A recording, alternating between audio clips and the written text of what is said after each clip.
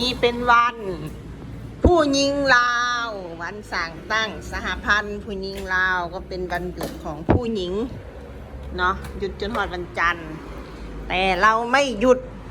แต่เรากำลังจะกลับบ้านเบิ่งอากาศเมืองลาวสุดเจ้าเอ้ยบุ้งหนาว2-3 มื้อหลังหันหอดหัวจะแตกมื้อนี้หนาวจะได้สิออกเมื่อแหละเขายังมาซ้ำเบียร์กันต่ออยู่งานดอง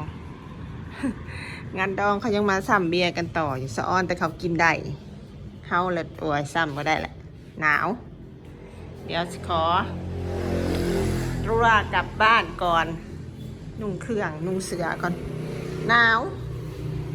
เย็นหนาวคืนนี่ก็เมา1คืนนี่ก็เมา1เมา2เมา3กะหาจักโมงเลยกะหา6:30หนาวอากาศหนาวเดี๋ยวขอนุ่งเครื่องก่อนเดี๋ยวหน่อยก็ให้คลิปนี้มันได้ฮอด5 นาทีเนี่ย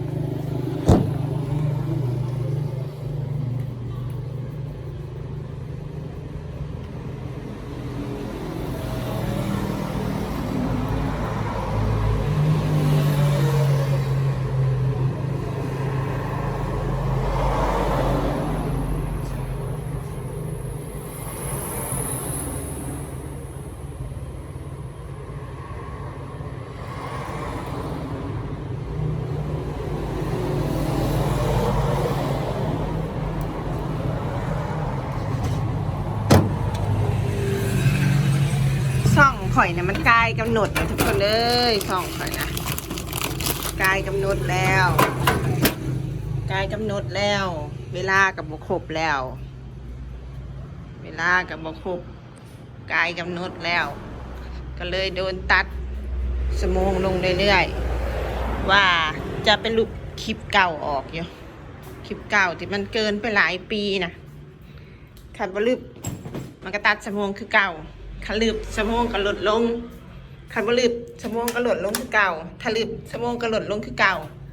สรุปว่าอย่างไรลืบดีบ่หรือบ่ลืบดี